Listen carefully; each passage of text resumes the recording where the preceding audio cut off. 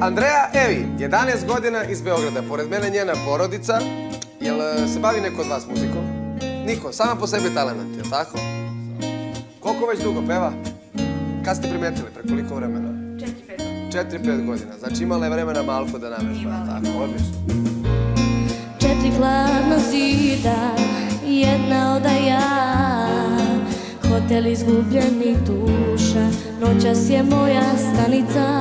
Ja sam svome brodu i talasa i vir, daleko od očiju. Srce neće naći mir, ja idem, svetla neka ostanu.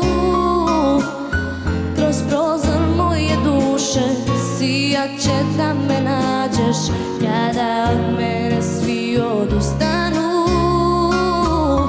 Ti možeš da se vratiš tu, pamet kad se pomeri.